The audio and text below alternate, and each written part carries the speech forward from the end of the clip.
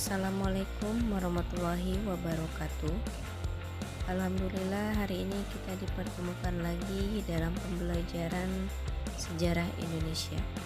Semoga kita semua dalam keadaan sehat walafiat. Nah, hari ini kita akan mempelajari mengenai penjajahan pemerintahan Belanda. Dari materi sebelumnya, kita telah mempelajari bahwa VOC itu telah dibubarkan pada tanggal 31 Desember 1799. Maka Hindia Belanda itu diambil alih oleh pemerintahan Hindia. Pada materi ini kita akan mengetahui bagaimana pemerintahan Belanda mengambil alih kebijakan-kebijakan di tanah jajahan, yaitu Hindia Belanda. Yang pertama ini masa pemerintahan Republik Batav. Pada tahun 1795 di Belanda itu telah terjadi perubahan yang mengakibatkan terjadinya kemunculan suatu kelompok yang menamakan dirinya sebagai kaum patriot. Hal ini terpengaruh oleh semboyan revolusi Prancis seperti liberty, equality, dan fraternity. Nah, berdasarkan hal tersebut, maka kaum patriot ini menghendaki perlunya negara kesatuan, sehingga pada awal tahun 1795 pasukan Prancis ini menyerbu Belanda, yang pada akhirnya Raja William V telah melarikan diri ke negara Inggris karena Belanda telah dikuasai oleh Prancis. Karena hal tersebut, dibentuklah pemerintahan baru sebagai bagian dari Prancis yang dinamakan Republik Batav. Republik Batav ini dipimpin oleh Louis Napoleon yang merupakan saudara dari Napoleon Bonaparte.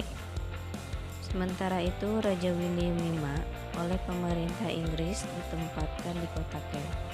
Raja William V kemudian mengeluarkan perintah agar para penguasa di negeri jajahan Belanda menyerahkan wilayahnya kepada Inggris, bukan kepada Prancis, atau bisa disebut sebagai surat-surat Kehl.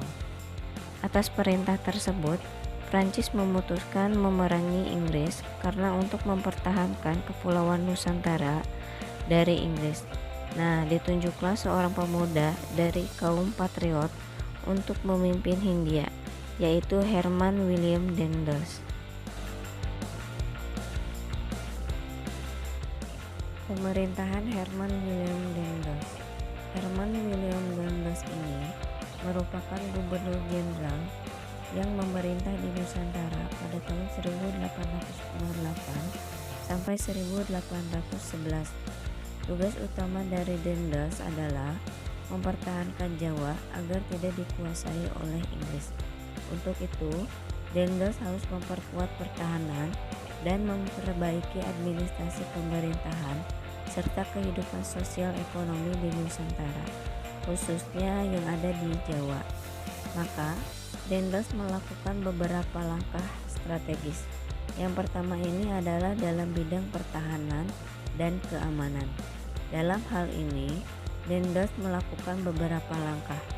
Yang pertama ini adalah membangun benteng-benteng pertahanan baru, seperti benteng Mester Cornelis. Yang kedua, membangun pangkalan angkatan laut di Anyer dan di Ujung Kulon. Namun, dalam pembangunan pangkalan di Ujung Kulon ini bisa dikatakan tidak berhasil. Kenapa? Karena pada saat itu, Herman William Daendels ini melakukan kerja paksa atau kerja rodi. Yang ketiga, meningkatkan jumlah tentara dengan mengambil orang-orang pribumi. Kenapa mengambil orang-orang pribumi? Karena pada saat itu Herman William Daendels ini tidak membawa pasukan ketika datang ke Nusantara. Yang terakhir ini adalah membangun jalan raya dari Anyer. Dalam pembangunan ini panjangnya sekitar 1.100 km. Yang kedua ini adalah dalam bidang politik dan pemerintahan. Pada saat itu Herman William Daendels ini melakukan berbagai perubahan dalam bidang pemerintahan. Nah, seperti melakukan campur tangan dan perubahan dalam tata cara dan adat istiadat yang ada di kerajaan-kerajaan di Jawa. Nah, selain itu juga Herman William Dendels melakukan beberapa tindakan yang dapat memperkuat kedudukannya di Nusantara. Nah, di sini ada beberapa tindakan yang dilakukan oleh Herman William Dendels. Yang pertama ini membatasi secara ketat kekuasaan raja-raja di Nusantara. Yang kedua, Dendels memerintahkan secara sentralistik yang kuat dengan membagi Pulau Jawa menjadi 23 wilayah besar yang kemudian dikenal dengan keresidenan. Nah, setiap keresidenan ini dapat dibagi menjadi beberapa kabupaten. Yang ketiga, berdasarkan distrik, 18 Agustus 1808, Dendels juga telah merombak Provinsi Jawa Pantai Timur Laut menjadi 5 prefektur dan 38 kabupaten. Nah, yang terakhir, kedudukan bupati sebagai penguasa tradisional ini diubah menjadi pegawai pemerintah kolonial yang digaji. Meskipun demikian, para bupati ini masih memiliki hak-hak feodal tertentu. Yang ketiga, bidang peradilan. Dalam hal ini, Dendels juga melakukan perbaikan. Untuk itu, Dendels berusaha memberantas berbagai penyelewengan dengan mengeluarkan berbagai peraturan. Di sini ada 2 peraturan yang dikeluarkan oleh Herman William Dendels. Nah, yang pertama ini adalah membentuk 3 jenis peradilan. Dalam peradilan ini ada 3. Yang pertama ini adalah peradilan untuk orang Eropa. Yang kedua ini adalah untuk orang-orang timur asing. Dan yang ketiga ini adalah untuk orang-orang pribumi. Peraturan yang kedua adalah peraturan untuk pemberantasan korupsi tanpa pandang bulu. Yang dimaksud dengan tanpa pandang bulu di sini adalah pemberantasan korupsi yang dilakukan terhadap siapa saja, termasuk orang-orang Eropa dan timur asing. Yang keempat ini adalah bidang sosial ekonomi. Nah, di sini ada beberapa kebijakan dan tindakan yang dilakukan oleh Dendels untuk memperbaiki keadaan tanah Hindia dan mengumpulkan dana untuk biaya perang. Yang pertama ini memaksakan berbagai perjanjian dengan penguasa Surakarta dan Yogyakarta. Nah, yang intinya melakukan penggabungan banyak daerah di dalam wilayah pemerintah kolonial, seperti di daerah Cirebon. Yang kedua ini meningkatkan usaha pemasukan uang dengan cara pemungutan pajak dan penjualan tanah kepada swasta. Yang ketiga, meningkatkan penanaman tanaman yang hasilnya laku di pasaran dunia. Yang keempat, rakyat diharuskan melaksanakan penyerahan wajib hasil pertaniannya. Dan yang terakhir, melakukan penjualan tanah-tanah kepada pihak swasta. Selanjutnya adalah pemerintahan Jensen. Pada bulan Mei 1811, Dendels telah dipanggil ke negaranya karena selama 3 tahun memerintah Hindia Belanda itu dianggap gagal dalam melaksanakan misi pertahanan Pulau Jawa dari negara Inggris, sehingga pada saat itu ia digantikan oleh Jensen. Sebelumnya Jensen menjabat sebagai gubernur jenderal di Tanjung Harapan pada tahun 1802 sampai 1806. Belum lama memimpin Pulau Jawa, ternyata Jensen ini tidak mampu menahan serangan-serangan dari negara Inggris. Maka Jensen menyerah di Tuntang. Ia pun menandatangani penyerahan kekuasaannya di Tuntang. Oleh karena itu, perjanjian itu dikenal dengan nama Kapitulasi Tuntang yang ditandatangani pada tanggal 18 September 1811.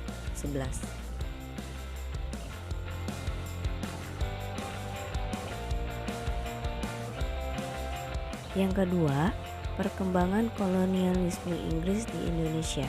Pada tahun 1811, pemimpin Inggris di India, yaitu Lord Minto, memerintahkan Thomas Stamford Raffles berkedudukan di Penang, atau bisa dikatakan Himalaya, untuk menguasai Pulau Jawa. Dengan menyerahkan 60 kapal, Inggris menguasai Batavia pada tanggal 26 Agustus 1811 dan pada tanggal 18 September 1811, Belanda menyerahkan melalui kapitulasi Tuntang. Nah, isi dari kapitulasi Tuntang ini adalah bahwa Pulau Jawa ini dan sekitarnya dikuasai oleh Inggris. Yang kedua, semua tentara Belanda menjadi tawanan Inggris. Yang ketiga, orang Belanda ini dapat menjadi pegawai Inggris. Nah, ketika Raffles ini menjalankan pemerintahannya, Raffles ini mempunyai 3 prinsip. Yang pertama itu kerja rodi dan penyerahan wajib ini dihapuskan. Hal ini diganti menjadi penanaman bebas oleh rakyat. Yang kedua, peranan para bupati sebagai pemungut pajak dihapus dan para bupati ini dimasukkan sebagai bagian pemerintah kolonial. Yang ketiga ini atas dasar pandangan bahwa tanah itu milik pemerintah, maka rakyat dianggap sebagai penyewa.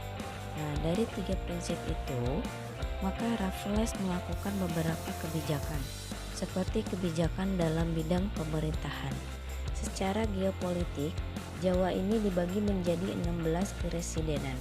Pada saat Raffles berkuasa, konflik di lingkungan Istana Kesultanan Yogyakarta nampaknya belum selesai karena Sultan Sepuh menyatakan dirinya kembali sebagai Sultan Hamengkubuwana II dan Sultan Raja dikembalikan pada kedudukannya sebagai putra mahkota.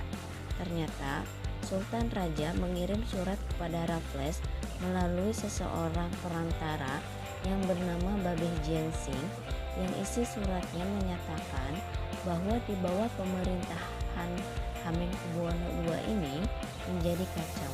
Hal ini dilakukan karena Sultan Raja tidak menyukai Hamengkubuwana II. Atas dasar tersebut, maka Hamengkubuwana II digantikan oleh Sultan Raja, dikembalikan sebagai Hamengkubuwana III. Atas imbalannya, Hamengkubuwana III ini harus menandatangani kontrak bersama Inggris.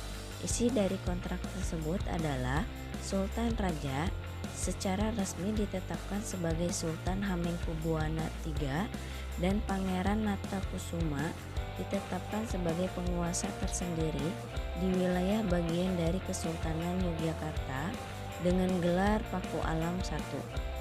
Yang kedua, Kesultanan Hamengkubuwana II ini dengan putranya Pangeran Mangkudiningrat diasingkan ke Pinang. Yang terakhir ini adalah semua harta benda milik Sultan Sepuh selama menjabat sebagai sultan dirampas menjadi milik pemerintah Inggris. Tindakan dalam bidang ekonomi. Raffles berusaha melakukan beberapa tindakan untuk memajukan perekonomian di Hindia. Untuk itu, Raffles melakukan beberapa kebijakan dan tindakan. Yang pertama, pelaksanaan sistem sewa tanah dan pajak tanah yang kemudian meletakkan dasar bagi perkembangan sistem perekonomian uang. Karena menurut Raffles, pemilik satu-satunya yang sah itu adalah pemerintahan. Untuk itu, sudah selayaknya penduduk Jawa ini menjadi penyewa, harus membayar pajak sewa. Pemungutan ini disesuaikan dengan jenis dan produktivitas tanah, seperti sewa tanah kelas 1 50% pajak, kelas 2 40% dan kelas 3 ini adalah 33%. Yang kedua, penghapusan penyerahan wajib hasil bumi. Yang ketiga, penghapusan kerja lodi. Yang keempat, penghapusan sistem monopoli. Dan yang kelima ini adalah peletakan desa sebagai unit administrasi penjajahan. Raffles merupakan orang yang tertarik pada antropologi dan botani. Bahkan begitu terkesan dengan budaya yang ada di Indonesia, terutama di Jawa. Oleh karena itu, setelah kembali ke Inggris, ia menulis buku yang berjudul History of Java. Yang terakhir ini adalah dominasi pemerintahan Belanda. Pada tahun 1814, Inggris telah menandatangani Konvensi London. Nah, salah satu dari isinya adalah Inggris harus mengembalikan tanah jajahan di Hindia Belanda, sehingga Pada tahun 1816, Kepulauan Nusantara kembali dikuasai oleh Belanda. Sejak saat itulah dimulai pemerintahan Belanda. Yang pertama, Jalan Tengah bersama Komisaris Jenderal. Setelah kembalinya ke tangan Belanda, tanah Hindia diperintah oleh badan baru yang diberi nama Komisaris Jenderal, yang dipimpin oleh Gubernur Jenderal. Komisaris Jenderal ini dibentuk oleh Pangeran William VI yang beranggotakan 3 orang, yaitu Cornelis Theodorus Elus, yang kedua Arnold Aldian Baekeler, dan yang ketiga Alexander Gellert Philip Baron van der Capellen. Yang ditunjuk sebagai ketua yaitu Elout, tetapi kemudian digantikan oleh van der Capellen sebagai ketua dan sekaligus sebagai gubernur jenderal. Pada tahun 1815, Pangeran William VI ini mengeluarkan undang-undang pemerintahan untuk negeri jajahan. Salah satu undang-undang tersebut yaitu bahwa pelaksanaan pertanian dilaksanakan secara bebas. Dengan mempertimbangkan amanat undang-undang pemerintahan dan melihat kenyataan di lapangan, serta memperhatikan pandangan kaum liberal dan kaum konservasi, komisaris sepakat untuk menerapkan kebijakan jalan tengah. Maksudnya, eksploitasi kekayaan di tanah Hindia jajahan langsung ditangani pemerintahan Hindia Belanda agar segera mendatangkan keuntungan bagi negeri induk, di samping mengusahakan kebebasan penduduk dan pihak swasta untuk berusaha di tanah jajahan. Pada tanggal 22 Desember 1818, pemerintahan memberlakukan undang-undang yang menegaskan bahwa penguasa tertinggi di tanah jajahan adalah Gubernur Jenderal yang bernama van der Capellen. Ia menarik pajak yang sangat memberatkan rakyat dan memunculkan perlawanan. Kemudian ia dipanggil pulang dan digantikan oleh Dubus Gisignis. Namun, kebijakan tidak berhasil juga dan rakyat tetap miskin.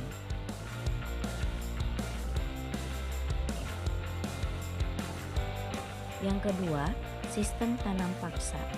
Pada tahun 1829, seorang tokoh yang bernama Johannes van der Bosch mengatakan kepada Raja Belanda yang berkaitan dengan melaksanakan politik Belanda di Hindia. Konsep Bosch ini dikenal dengan kultur stelsel atau tanam paksa. Yang pertama, ketentuan tanam paksa. Pada tahun 1930, Van der Bosch ini diangkat sebagai gubernur jenderal baru yang ada di Jawa. Hasil tanaman yang terkait dengan pelaksanaan tanam paksa wajib diserahkan kepada Hindia Belanda. Van der Bosch ini menerapkan beberapa ketentuan tanam paksa. Nah, di sini ada beberapa ketentuan.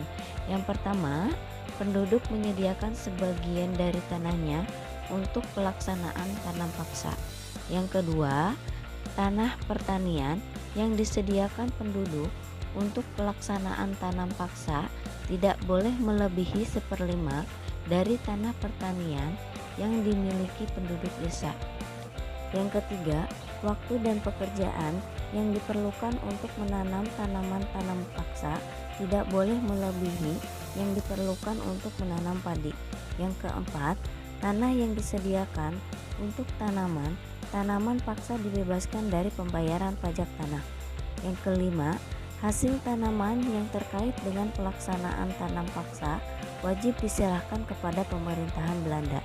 Yang keenam, kegagalan panen yang bukan disebabkan oleh kesalahan rakyat petani menjadi tanggung jawab pemerintah. Yang ketujuh, penduduk desa yang bekerja di tanah untuk pelaksanaan tanam paksa berada di bawah pengawasan langsung para penguasa pribumi, sedangkan pegawai Eropa melakukan pengawasan secara umum. Yang terakhir, penduduk yang bukan petani diwajibkan bekerja di perkebunan atau pabrik-pabrik milik pemerintah selama 65 hari dalam 1 tahun.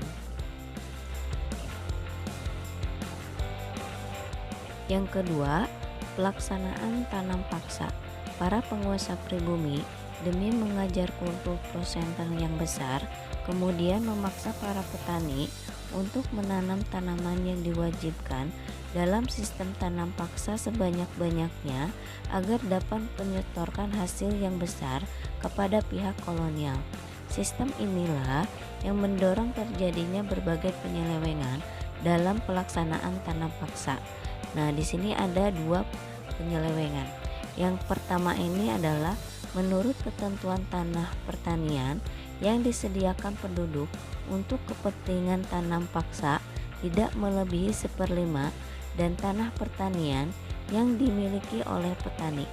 Tetapi kenyataannya lebih dari 1/5, 1/3, bahkan ada yang setengah, dan daerah-daerah tertentu ada yang lebih dari setengah tanah yang dimiliki petani.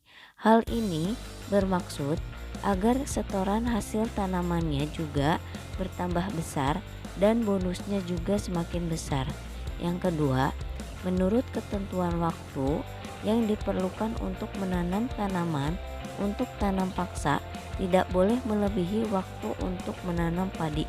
Ternyata dalam pelaksanaannya, waktu yang dipergunakan untuk menanam tanaman bagi tanam paksa melebihi waktu penanaman padi. Semua ini jelas agar hasil tanaman untuk tanaman paksa lebih banyak. Yang ketiga, sistem usaha swasta. Kaum liberal menuntut pelaksanaan tanam paksa di Hindia Belanda diakhiri. Secara berangsur-angsur, tanam paksa ini mulai dihapuskan dan mulai diterapkan sistem politik ekonomi liberal. Penetapan pelaksanaan sistem politik ekonomi liberal memberikan peluang pihak swasta untuk ikut mengembangkan perekonomian di tanah jajahan. Pada tahun 1864 dikeluarkanlah Undang-Undang Perbendaharaan Negara. Undang-undang ini diantara lain mengatur tentang monopoli tanaman tebu oleh pemerintah yang kemudian secara bertahap akan diserahkan kepada pihak swasta. Undang-Undang Agria pada tahun 1870. Undang-undang ini mengatur tentang prinsip-prinsip politik tanah di negeri jajahan. Di dalam undang-undang itu ditegaskan bahwa tanah di negeri jajahan Hindia Belanda ini dibagi menjadi 2. Yang pertama, tanah hutan pegunungan milik pemerintah, dan yang kedua, pihak swasta dapat menyewa tanah.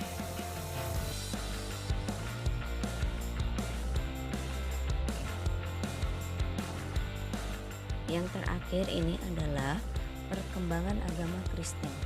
Perkembangan agama Kristen yang ada di Indonesia secara garis besar dapat dikelompokkan menjadi 2, yaitu agama Kristen Katolik dan agama Kristen Protestan.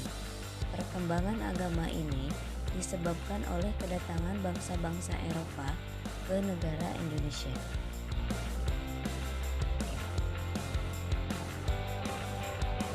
Pertemuan kali ini sampai di sini. Jika ada pertanyaan, silahkan tulis di komentar. Nah, meskipun pembelajaran kali ini tidak bertatap muka, harus tetap semangat. Wassalamualaikum